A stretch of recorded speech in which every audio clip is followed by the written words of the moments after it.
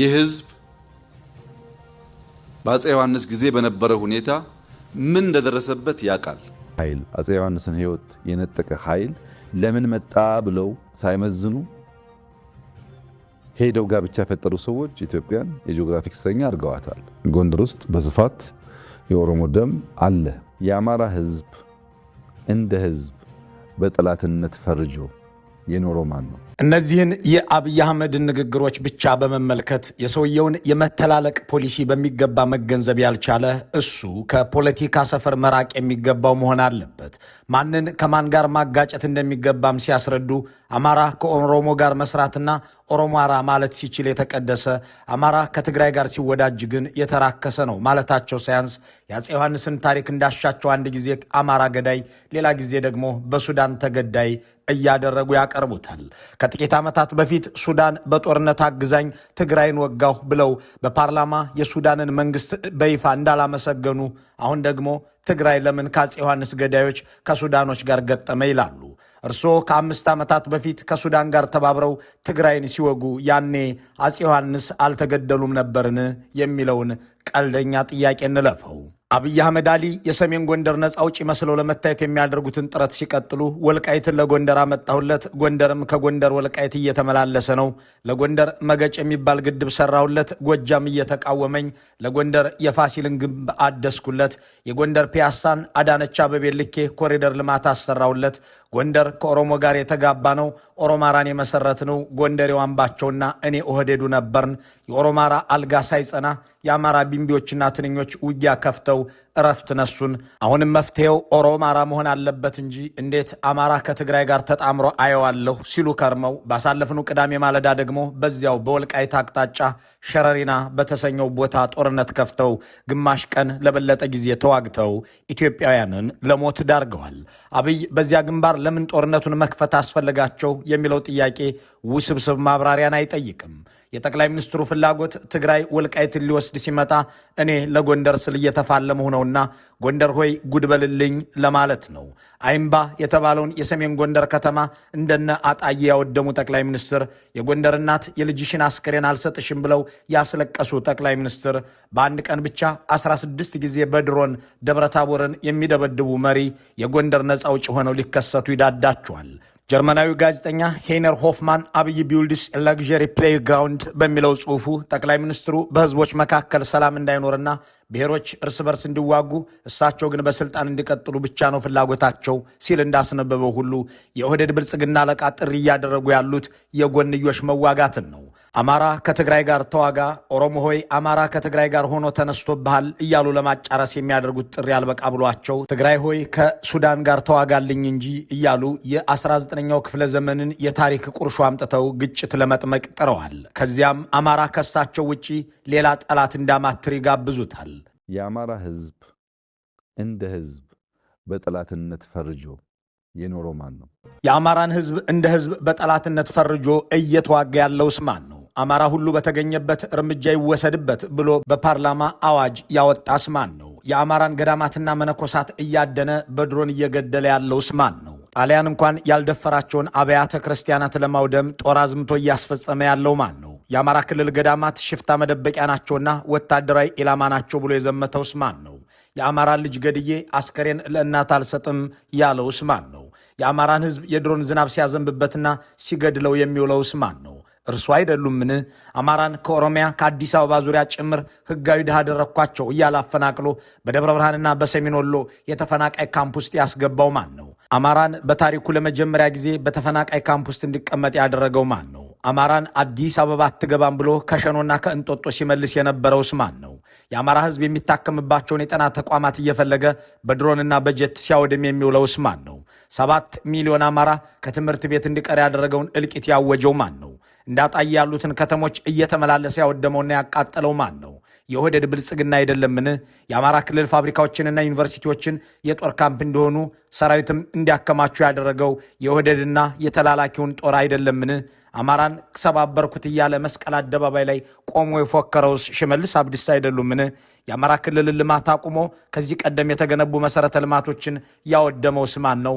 አማራን በማሳመንና በማወናበድ ኮንቪንስና ኮንፊውዝ በማድረግ እየገዛኑ ነው ያለውስ ማን ነው? የምትወልጂው አማራም ፋኖ ነው እየተባለ ነፍሰ ጦር እንድትገደል ትዕዛዝ የሰጠው የጦር ኃይል ጠቅላይ አዛዥ እርሱ አይደሉምን? የአማራ ክልልን በሰማይም በምድርም ቅልጥ ወዳለ ጦርነት የከተተው ማርከህ ታጠቅ ሲል ከርሞ እንኳን ትጥቅህን ሱሪህንም አስፈታለሁ ብሎ የዘመተው የኦህዴድ ብልጽግና ጦር አይደለምን? በአዲስ አበባ ዳርቻዎች ላይ ያለ የባጃጅ ሹፌር በጠቅላላ አማራ ነው፣ በአዲስ አበባ ታክሲ ተራ አስከባሪ ሁሉ አማራ ነው እያሉ ለቅመው ያባረሩት ከንቲባ ማን ናቸው? የአዲስ አበባ ኦሮሞን ያባረረው ቅኝ ገዢው ነፍጠኛ ነው ብሎ በኦቢኤን መግለጫ የሰጠ ሰውስ ከአብይ አህመድ ውጭ ማን ነው? የአዲስ አበባ ነዋሪ አብዛኛው አማራ ነውና ከመሃል ካልተባረረ ለስልጣናችን ስጋት ነው ብሎ በኮሪደር ልማት ሰበብ ነባሩን የአዲስ አበባ ነዋሪ ያጸዳውስ ማን ነው? የአማራን ገበሬ ማዳበሪያና ምርጥ ዘር ከልክሎ ጅራፍ ይዘው ሲወጡ የጅራፍ ፖለቲከኞች ጩኸታሞች እያለ የተሳለቀባቸው ጠቅላይ ሚኒስትር ከአብይ አህመድ በፊት ነበርን? ከአዋሽ እስከ ወልዲያ የተገነባውን የባቡር ሀዲድ አማራ ለገበያ የሚያቀርበው ነገር ሳይኖረው ባቡር ሊሰራለት አይገባም ብሎ በድሮን ያወደመውና ይህንንም በአደባባይ የተናገረው እንዲዘረፍም ያደረገው ከአብይ አህመድ ሌላ ማን ነው? እርሱ አይደሉምን? አማራን ወደ ኋላ ለ30 ዓመት መለስኑ ብለው በይፋ የተናገሩት አገኘው ተሻገር የተሰኙት የኦህዴድ አምሳል አይደሉምን? አማራ ከዘመነ መሳፍንት የባሰ ሁኔታ ውስጥ ገብቷል ያሉትስ ሌላኛው ሹሞ አረጋ ከበደ አይደሉምን? የመንግስት መከላከያ ሰራዊት የአማራ ሴቶችን ሲደፍር የሚል መሆኑን እነ ቢቢሲ ሲዘግቡ የታዩት በየትኛው ስርዓት ነው? ዩኒቨርሲቲ የገቡ ሴት የአማራ ተወላጆችን አግቶ ደብዛቸው እንዲጠፋ ያደረገውና የተደረገው የትና ማን ነው? ይህንን ሁሉና ከዚህም በላይ በደልና ወንጀል የፈጸሙ ጠቅላይ ሚኒስትር በአማራ ቴሌቪዥን ላይ ሲናገሩ ቅዱስ መስለው ነው። እንዳም ሆኖ የአማራ ሕዝብ በታሪኩ አይቶት የማያውቀውን እልቂት፣ በደል፣ መገፋትና መፈናቀል እንዲሁም መጠቃት በሁሉም መስክ እያስተናገደ ነው በሳቸው ትዕዛዝና መመሪያ። እንኳን የኢትዮጵያ መንግስታት ወራሪው ጣሊያንም የኦህዴድ ብልጽግናን ያህል የገደለው የበደለውና ያፈናቀለው አይደለም የአማራን ሕዝብ። እኔ ለአማራ ያደረግኩትን ከኔ በፊት በነበሩት 20 ዓመታት ውስጥ እንኳን አልተደረገለትም ይላሉ። በእርግጥ የአማራ ሕዝብ ከሳቸው በፊት በነበሩት 20 ዓመታት ብቻ ሳይሆን በመቶ ዓመታቱም ውስጥ በሴቶቹ፣ በእሴቶቹ፣ በእምነት ተቋሞቹ፣ በትምህርትና ጤና ተቋሞቹ ላይ የአብይ አህመድን ያህል በደል ያደረሰበት የለም። እሳቸው ሊያነሱት በሞከሩት በ20 ዓመታት ውስጥም ቢሆን መለስ ዜናዊ አንድም ቀን አንድ መከላከያ ወታደር ጦርነት ለማካሄድ ይቅርና ለአጭር ሰዓት ኦፕሬሽን እንኳን በአማራ ክልል ውስጥ አሰማርተው አያውቁም። የአማራን ሕዝብ 11 እዝ ጦር ልከው በሰማይ ፈርሜ የምልከው ነው በሚሉት ድሮን ሲገድሉ የሚውሉት የኦህዴድ ብልጽግና አለቃ የአማራን ሕዝብ በጠላትነት ፈርጆ የነበረው ማን ነው እያሉ ሲናገሩ በየትም ቦታ ያለ አማራ እርምጃ ይወሰድበት ብሎ አዋጅ አወጀውስ ማን ነው የሚለውን ጥያቄ አይመልሱትም። ግን ይህንን ያደረጉት ራሳቸው ናቸው።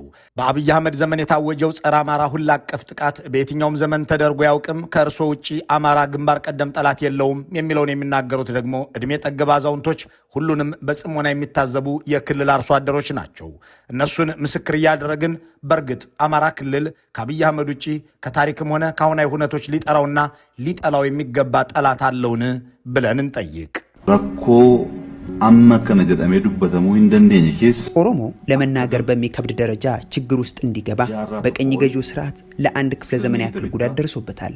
እንደ ጎሳ አብቹና ገላን ከመሬት በማፈናቀል ብቻ ሳይሆን መብታቸው ተረግጦ ማንነታቸው ተገፎ ኦሮሞነታቸውንና የመሬት ባለቤትነታቸውን በመንጠቅ ፊንፊኔ የኦሮሞ ብርትና የማንነት ነጸብራቅ መሆኗ በጊዜ ሂደት እንዲረሳ ትልቅ ስራ ተሰርቷል። ይህንን የሚናገሩት ነፍጠኛው ኦሮሞን አፈናቀለ እያሉ በቀደመ ታሪክ የአሁኑ ህዝብ እንዲወጋ እንዲበሳጭና እንዲጋጭ የአሁኑ ትውልድ አማራና ኦሮሞ እንዲጋደል የሚፈልጉት ጠቅላይ ሚኒስትር በመንግስታዊው ኦቢኤን በኦሮምኛ የሰጡት ቃለ ምልልስ ነው።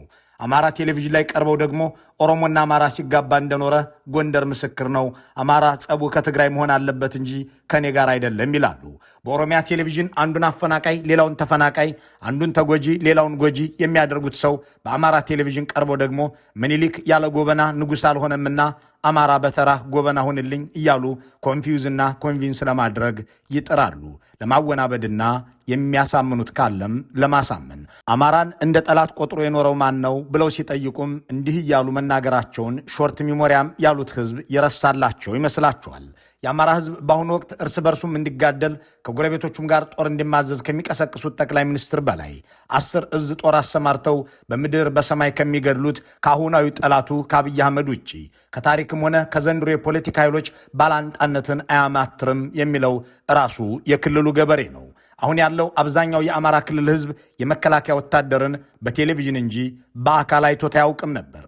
በአብይ አህመድ ዘመን ግን መከላከያ የሚባለውን ጦር የአማራ ገበሬ ሚስቱን ሲደፍርበት በትዳር አጋሩ ገላ ላይ ልጁን ሲገድል በደጃፉ ላይ በሬውን ሲገድል በበረቱ ላይ እያየው ነው። የአማራ ገበሬም ይላል የድሮ መንግስት ወደ ማሳ የሚልክልኝ የሚያግዘኝን የግብርና ባለሙያ ነበር። የአብይ አህመድ መንግስት ግን እኔን ከነከብቶች የሚገድል ከነ ልጆችም የሚረሽን ጦር ነው እያለ የተገደሉ ልጆቹን ፎቶ ይዞ በተሰበረ ልብ ይናገራል።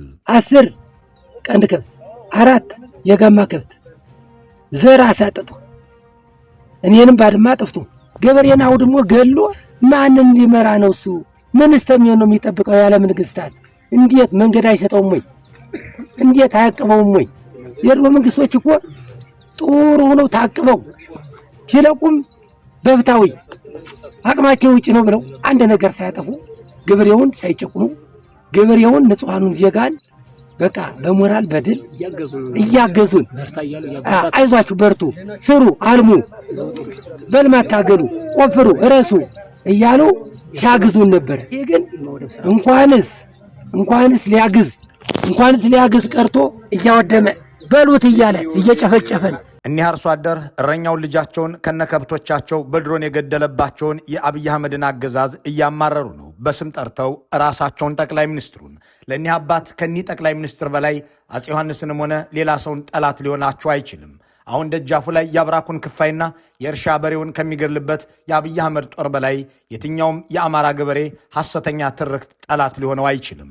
እርስ በርስም እንድንጨፋጨፍ ያደረገን ከሌሎችም ጋር እንድንጋጭ የሚቀሰቅሰን ማንም አይደለም ራሱ አብይ አህመድ እንጂ እያለ በምሬት የሚናገረውም ራሱ የአማራ አርሶ አደር ነው።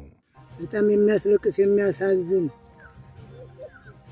ኃይለ ሥላሴ ጀምሮ እስካሁን ድረስ እንኳን ስንቆይ እንዲህ ያለ ታሪክ አይተናል። እንግዲህ እሱ ይመልሰው። የተጣለው ቦምብ በቁም የሚያቃጥል ስለሆነ ሁሉም ተቆራርጦ ተቦጫጭቆ ነው ባይናችን ያለ። የኔ ልጆች ሁለቱም ህፃኖች ፑሉ ላይ ነበሩ።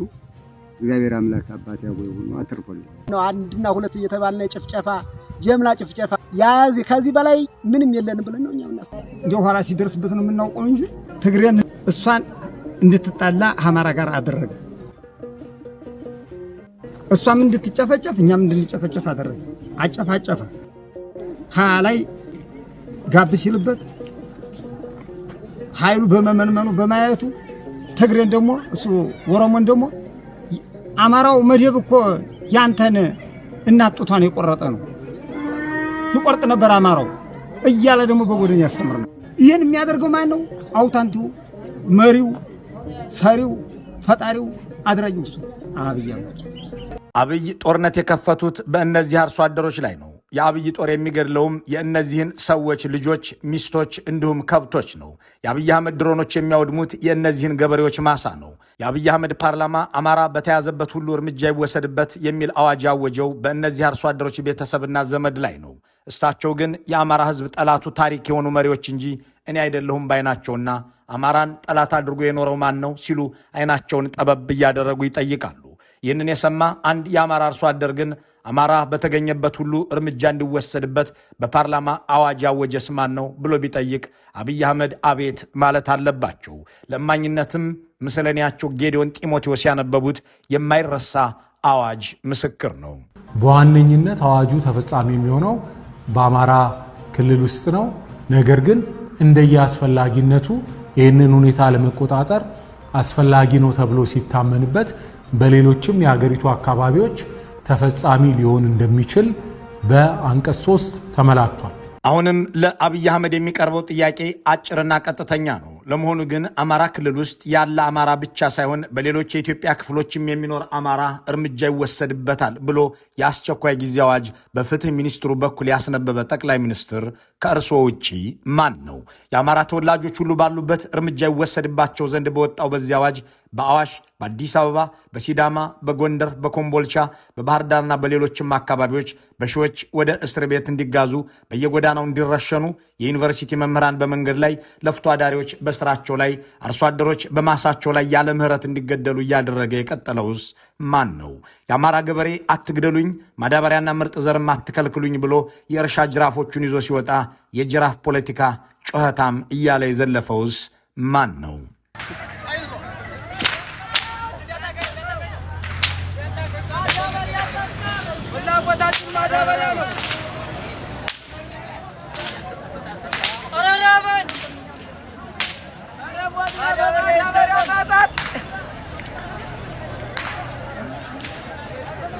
እኛ ጋር ሰርፕራይዝ የለም፣ እናውቀዋለን። አሁን የሚደረገውን ጩኸት እናውቀዋለን። ያለኝ ምክር ወደ ስልጣን ኮርቻ የሚወስዳችሁ መንገድ ሰላማዊና ዴሞክራሲያዊ ምርጫ ብቻ ነው። ከዚያ ውጭ ያለው መንገድ የመንግስት ኮርስ ይቀይር ይሆናል እንጂ እናንተን ስልጣን አያመጣችሁ። ጅራፍ ይዘው የወጡና ማዳበሪያ አትከልክሉን ያሉ አርሶ አደሮችን ስልጣኔን ሊነጥቁ ነው ብሎ ጦር እንደሚያዘምት ዝቶ የተገበረ ማን ነው? የእምነት ተቋሞቼ አይጠቁ፣ ልጆች አይገደሉ ያለን የአማራን ህዝብ በዘመቻ ለመግደል የአገሪቱን ሀብትና ሰው ያዘመተስ መሪ ማን ነው የሚያስብለው እንዲህ ያለው የአብይ አህመድ ንግግር ነው። በሁሉም መስክ የአማራ ክልልን እያደቀቁ ያሉ ጠቅላይ ሚኒስትር የክልሉ ህዝብ በቀየው ገብቶ መሬቱን ጦር ሜዳ፣ ትምህርት ቤቱን ወታደራዊ ካምፕ ካደረገው የእሳቸው አገዛዝ በላይ ከታሪኩ ውስጥ ጠላት እንዲፈልግ ይጠይቁታል። ይሁን እንጂ ቀደም ሲል የሰማናቸው አርሶ አደሮች እንደሚናገሩትና የክልሉ ህዝብ ደጋግሞ እንደሚለው አሁናዊውን ምስቅልቅል ሞት፣ ድህነት፣ ሰላም እጦትና ስደት እንዲሁም መፈናቀል የፈጠረበትን የአብይ አህመድን አገዛዝ ነው። ታዲያ የአማራ ህዝብ ደጃፉ ላይ ከቆሙት መሬቱን ብቻ ሳይሆን የሚስቱን ገላና የልጁን ህይወትም ጦር ሜዳ ካደረጉት ከኒህ ጠቅላይ ሚኒስትር ውጪ ሌላ ጠላት ፍለጋ የታሪክ ገጽ ላይ ገብቶ ወደ 19ኛው ክፍለ ዘመንም ሆነ ወደ 20ኛው ክፍለ ዘመን የሚመለስበት ምክንያት ምንድን ነው? የክልሉ ፕሬዝዳንት አረጋ ከበደ ግን ይናገራሉ። የአማራ ክልልን ወደ ዘመነ መሳፍንት መልሰነዋል ይላሉ። ወይ ዘመነ መሳፍንት ላይ አልሆን፣ ወይ ከ60 ዓመት በፊት አልሆን፣ ዛሬ በየአካባቢው ቁስለኛ ህይወቱ ያለፈ ሰው ስንቆጥር እንውላለን። ይሄ ለዚህ ዘመን አመራሮች እጅግ በጣም የሚያም አንገት የሚያስደፋ ሁኔታ ውስጥ ነው የምንገኝ። ይህንን ያረጋ ከበደን ንግግርና የአማራ ህዝብ ጠላት ማን ነው እያለ የሚናገረውን የጠቅላይ ሚኒስትሩን አንደበት የሰማ ሰው አማራ አስከሬንና ቁስለኛ ሲቆጥር እንዲውል ያደረገው መሪ ማን ነው? የአማራን ህዝብ ሟችና ቁስለኛ እንዲሆን ትዕዛዝ የሰጠውስ እያለ መጠየቅ ይኖርበታል።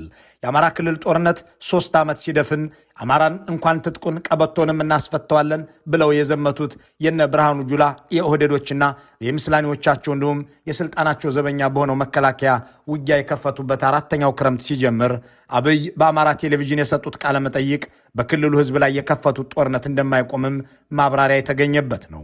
ከዚህ በፊት ሽፍታ ደባቂ ነው ያሉትን የአማራ ህዝብ አሁን ደግሞ ባንዳዎችን የሚሸሽግ ለባዳዎች ድልድይ ሆነ እያሉ ገልጸውታል። አገር የሰራ አገር የጠበቀ የባዳና የባንዳ ሚና የሚገነዘብ ህዝብ ስለሆነ መጀመሪያ ባንዳዎቹን ይሰብስብ፣ ለባዳዎች ድልድይ እንዳይሆኑ ይብቃችሁ ይበላቸው ማለት እወዳለሁ። ባንዳዎች ብዙ ጊዜ በታሪካችን የከፋ ቁስል ስብራት ጥለውብናል። እነዚያን በቃችሁ ብሎ መምከር፣ መገሰጽ፣ መመለስ ይጠበቅበታል። ለባዳዎች ድልድይ ሆነው ጥፋት እንዳያመጡ የበኩሉ ሚና እንዲጫወት አደራ ማለት እፈልጋለሁ።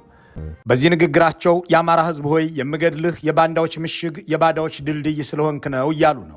ከዚህ ቀደም ህዝብ ለምን ይገድላሉ ሲባሉ ሽፍታ እየደበቀ ስለሆነ የሚል ምክንያት እንደሰጡት ሁሉ አሁንም ትንኝና ቢምቢ ሲሉ የፈረጁትን ኃይል የባንዳ ምሽግና የባዳ ድልድይ እንደሆነ አድርጓልና ትክክለኛ ወታደራዊ ኢላማ ነው፣ እናም ይጠቃና ይመታ ዘንድ የተገባ ነው እያሉ ናቸው። እንዲህ እያሉ እየተናገሩ ደግሞ ሌላ ጠላት ፈልግ እንጂ እኔስ ጠላት አይደለሁም ሊሉት ይሞክራሉ። መልካሙን ሁሉ በመመኘት በዚሁ እንሰናበታለን።